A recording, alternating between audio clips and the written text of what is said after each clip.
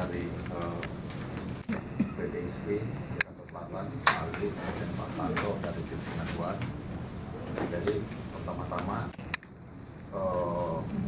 jadi saya tidak dalam posisi untuk mengambil keputusan. Jadi ini tak sharing aja, artinya ini ada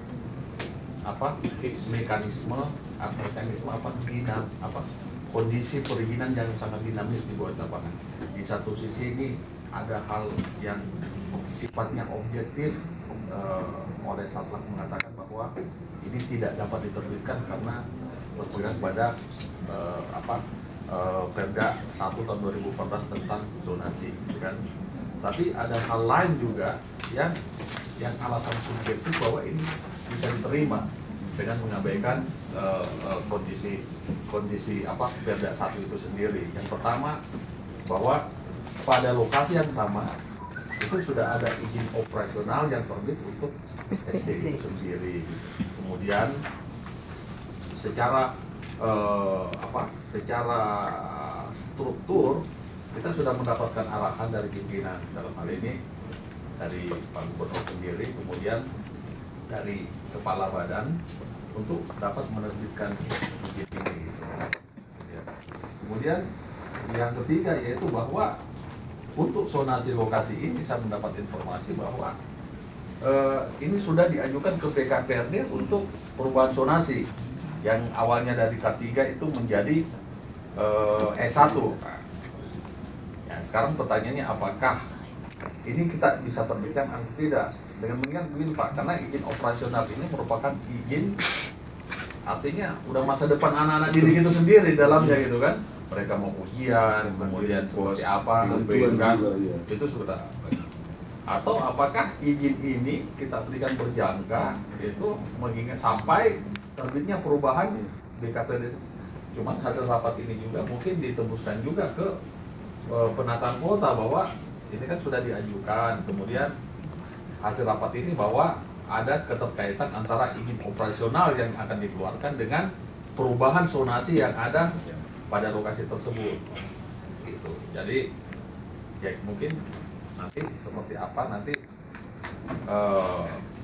kita meyakinkan saja Pak, artinya dari Kasrat Kecamatan yang akan memberikan seperti apa gitu kan. Nah, kemudian mungkin ada pertimbangan dari secara hukum dari sistem itu. Seperti itu. Pak, ini nggak ada Pak? Di sini. Oke, kita himpun dulu, nanti putusan diakhiri. Oke, Mas Lutfi. Ya. Terima kasih Bapak Pimpinan. Kebetulan kami dari bidang pelayanan juga di rumpun kami salah satunya ada rumpun pendidikan ya Pak. Jadi kami akan coba menganalisa atau memberikan solusi, mungkin nanti bisa menjadi pertimbangan. Ya. Jadi terkait dengan SMP Pak ya. SMP ini kalau kita lihat di lokasi yang sama sudah mendapatkan izin operasional. Ini panjang umur Pak Dokter. Langsung ngomong Pak. Sama di lokasi yang sama sudah mendapatkan izin operasional. Yang kedua, terhadap SMP-nya sebenarnya sudah mendapatkan izin prinsip, di mana kalau mengacu pada surat edaran dari Dinas Pendidikan nomor 71 SE nomor 2016 nomor 1 izin prinsip lembaga pendidikan yang telah dikeluarkan oleh Dinas Pendidikan dan atau Badan Pelayanan Terpadu Satu Pintu segera ditindaklanjuti dengan pengurusan izin operasional ke BPTSP selambat-lambatnya 2 tahun sejak diterbitkan. Jadi mengacu pada SE ini sebenarnya mungkin celahnya kita menggunakan Ingup 158 tahun 2015 Pak, tentang diperbolehkannya perpanjangan itu tapi bersifat sementara sambil menunggu ketetapan. Karena kan ini pasti Ingup ini pasti akan berubah pada saat 18 Februari itu pasti dibutuhkan masyarakat. Ini juga lagi kita ajukan tidak terkait hanya dengan pendidikan tapi semua usaha itu tergantung dengan Ingup ini Pak. Untuk yang telah beroperasi UJK, ada kemarin agen LPG itu malah tidak terdaftar di ITBE. Jadi itu mereka itu diberikan waktu sama Pertamina Desember ini wajib memiliki izin, kalau tidak seluruh agen LPG di DKI itu terancam untuk ditutup. gimana nasib dengan gas melon 3 kilo tersebut yang untuk masyarakat miskin dan yang lain-lain. Itu pun menjadi tuntutan banyak dari bidang usaha yang lain, Pak. Jadi terkait dengan ini mungkin dari kami kita bisa melihat ke Ingup 158 bahwa memang sebelumnya telah mendapatkan izin prinsip dari Dinas Pendidikan dan mengacu pada SE, dan izin prinsip itu memang harus segera ditindaklanjuti menjadi izin operasional. Jadi dasar hukumnya mungkin sampai saat ini baru 158 tahun 2015, Pak. Dan insya Allah sih mudah-mudahan di 18 Februari nanti harusnya ada kebijakan mau diapakan untuk usaha-usaha yang sudah beroperasi. Tidak mungkin langsung ditutup sebenarnya. Kalau perda itu kan memungkinkan untuk dirubah itu sampai 2019. Sebenarnya kita harus berani mengusulkan bahwa sampai 2019 nanti ada Ingup kembali, bahwa usaha-usaha yang sudah operasional itu boleh untuk melaksanakan usahanya. Karena termasuk agen LPG itu dijanjikan oleh DPK itu akan dirubah paling lambat 2019. Padahal mereka butuh kepastian itu di awal 2017. Kalau tidak, nggak tahu saya nasibnya gas subsidi tersebut. Mereka akan pindah katanya keluar daerah DKI, dan itu akan menambah kos dan akan menambah biaya untuk distribusi ya, sehingga tidak lagi subsidi itu murah seperti itu. Jadi banyak Pak pertimbangan terhadap zonasi ini dari kami mungkin seperti itu. Jadi apalagi sudah mendapatkan rekomendasi dari suku dinas ya kalau nggak salah. Ya, Delegasi yang menangani langsung dalam hal pengawasannya ya. Mungkin seperti itu Pak Marianta. Ya. Jadi celahnya ada di 158 tahun 2015 dan adanya SE dari Kepala Dinas nomor 71 tahun 2016.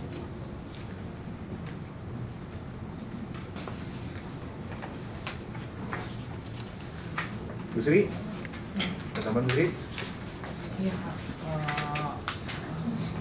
saya hanya menambahin dari teman-teman yang sudah menjelaskan.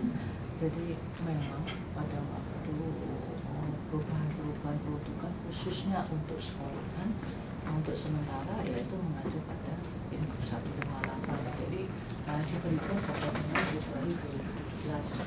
Bapak pimpinan tadi menyebutkan dalam Undang Tata Ruangan nomor 26 menyebutkan jadi 2 tahun setelah 3 tahun setelah undang-undang itu diterbitkan. Bahwa Perda 1 itu kan undang-undang pemerintah daerah, jadi ya sampai dengan 2017.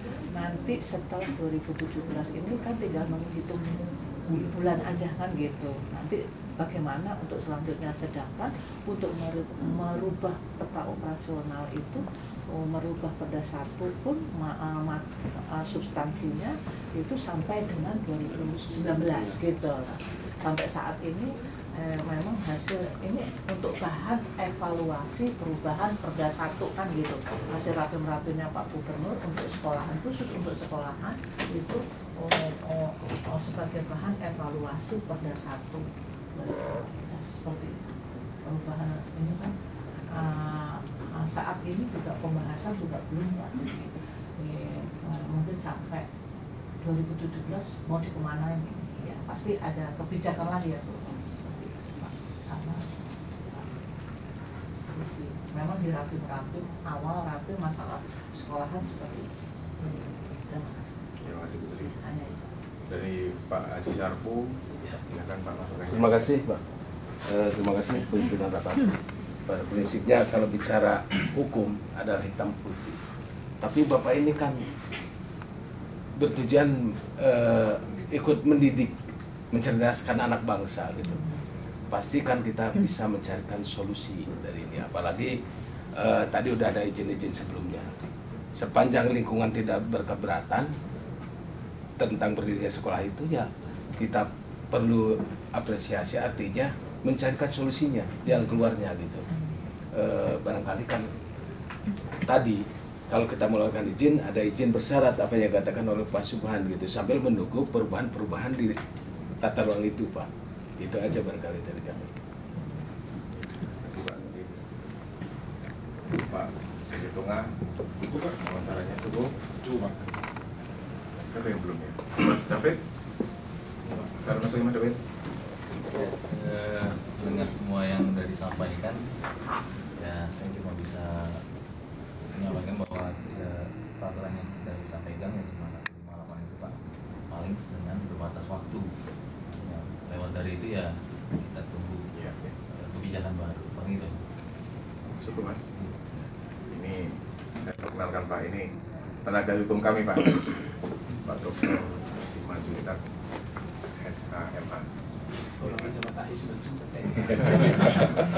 Tapi sayang Pak, dia datangnya belakangan sehingga nggak tahu informasi dari awal. Mungkin saya bacakan lagi, mungkin Pak Dokter.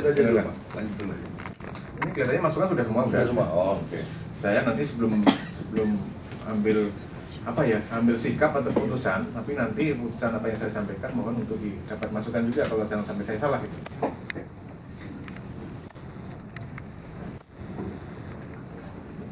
Jadi saya sampaikan ke Pak Dokter nih untuk mendapatkan pertimbangan dari Bapak. Ini teman-teman dari SMP Advent 11. Ini sekolahnya sudah ada dengan jumlah siswa sekitar 55 orang. 55 ya. Ini keberadaan sekolah itu berada di zona K3, di mana untuk pendidikan menengah dan berkuliah. Kemudian keberadaan sekolah sini satu satuan dengan SD SMP. SD-nya sudah mendapatkan izin operasional.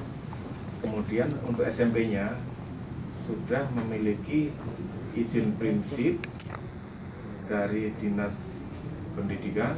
Kemudian dia dapat rekomendasi dari kepala seksi Dikdas Kecamatan. Kemudian keberadaan sekolah di sini tidak pernah mendapatkan penolakan atau komplain dari sekitarnya. Kemudian saya tambahkan lagi bahwa terhadap sekolah ini ada disposisi dari Pak Kepala BPKSB agar untuk izin operasional ini bisa diterbitkan sampai 18 Februari 2017. Mungkin ini mengacu kepada baik Undang-Undang Tata Ruang, Ingup 158, terus kemudian juga gini, jika SMP berada dalam satu kawasan dengan SD. Nah ini terkait dengan satu kawasan udah kita terjawab ini ya. Kita terjawab, kemudian 18 Februari 2017 tadi memang mengacu pada Perda EDT/APZ maupun undang-undangnya. Dan kemudian dari Bapak juga menyampaikan surat permohonan evaluasi pada EDTR atau perubahan zonasi itu kepada Dinas Perantauan Kota 8 seperti itu ya Pak. Kemudian Pak Gubernur sudah mendisposisikan nih Pak. Disposisinya tanggal berapa saya lupa. Tanggal 27 Oktober. Iya. 27 Oktober. Pak Gubernur mendisposisikan izin operasional dapat diterbitkan. Gitu Pak.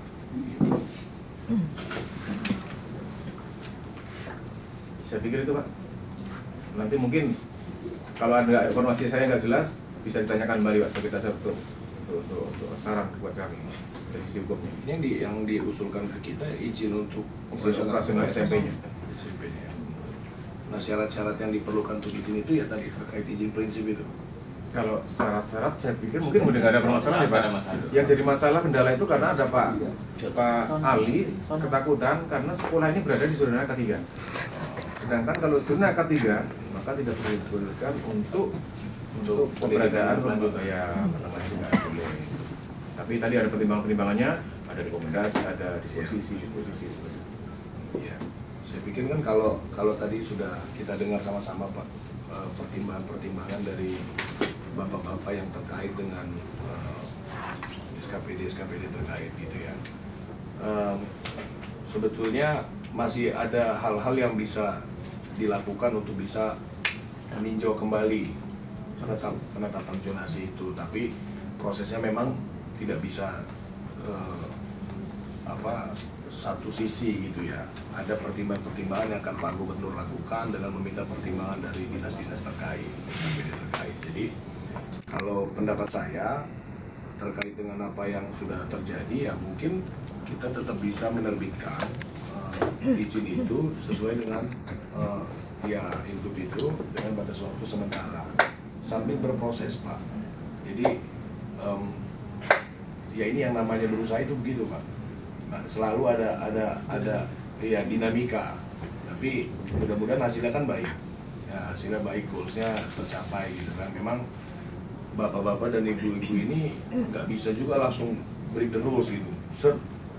Pak Sarpu tadi pandangannya sudah cukup nasionalis gitu, karena mengedepankan tujuan di atas aturan. Nah, kita berharapnya begitu, nanti pandangan Pak Gubernur dan pandangan tim yang akan mereview zonasi itu tujuannya lebih dikedepankan daripada semata-mata normatif zonasi itu. Nah, itu yang kita harapkan, tapi tentu ke arah situ itu perlu waktu. Nah, kita harapkan kerjasama dari bapak-bapak pengurus ya dan tim supaya bisa terus menyampaikan permohonan itu melalui pihak-pihak terkait, sehingga nanti sambil berjalan ada sinergitas, mungkin ada rapat-rapat yang akan dibentuk misalnya untuk bisa mempertimbangkan permohonan itu. Nah, itu jadi kalau pendapat saya sependapat dengan yang lain, Pak. Iya. Itu bisa diberikan tapi dengan batas waktu yang dipersyaratkan. Gitu, Pak.